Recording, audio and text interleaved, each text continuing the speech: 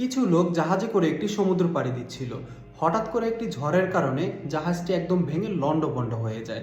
সেখানে থাকা সকল মানুষজন মারা গেলেও একজন মানুষ সাঁতার কেটে তীরে পৌঁছাতে পারে এবং সে তীরে পৌঁছে অপেক্ষা করতে থাকে যে কোনো না কোনো জাহাজ আসবে এবং তাকে একদিন উদ্ধার করবে। এভাবে কিছুদিন কেটে যাওয়ার পরে যখন দেখতে পায় যে কোনো জাহাজ তাকে উদ্ধার করতে আসতেছে না, তখন সে জঙ্গলের ভিতরে চলে যায় এবং জঙ্গলের ভিতরে যেয়ে সে বসবাসের জন্য একটি ছোট ঘর তৈরি করে কাঠ এবং শুকনো পাতা দিয়ে। সেখানে সে অনেকদিন ধরেই বসবাস করতেছিল। একদিন খাবারের খোঁজে সে তার বাসার সামনে আগুন জ্বালিয়ে জঙ্গলের ভিতরে যায়। যখন সে খাবার নিয়ে তার বাসার সামনে আসে, দেখতে পায় আগুনে তার ঘরটি একদম পুরো ছারখার হয়ে গেছে। তখন সে তার কপালে হাত দিয়ে বলে, হে আল্লাহ, তুমি এটি কি করলে? তুমি আমার শেষ সম্বল থাকার জায়গাটি পর্যন্ত কেড়ে নিলে।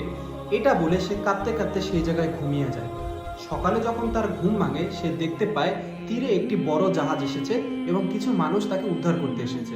তখন সে ওই মানুষগুলোর কাছে জিজ্ঞেস করলো, আপনারা আমার খোঁজ কিভাবে পেলেন? মানুষগুলো তাকে বলল, আজ সকালেই আমরা এখানে আগুনের কিছু ধোঁয়া দেখতে পেয়ে এইদিকে আসি এবং আপনাকে আমরা পেয়ে যাই। আসলে আমরা আল্লাহ তাআলার কাছে যা কিছু চাই, আল্লাহ তাআলা আমাদেরকে তার থেকে অনেক বেশি কিছু দেয়, কিন্তু আমাদের সেটা বুঝতে সময় লেগে যায়।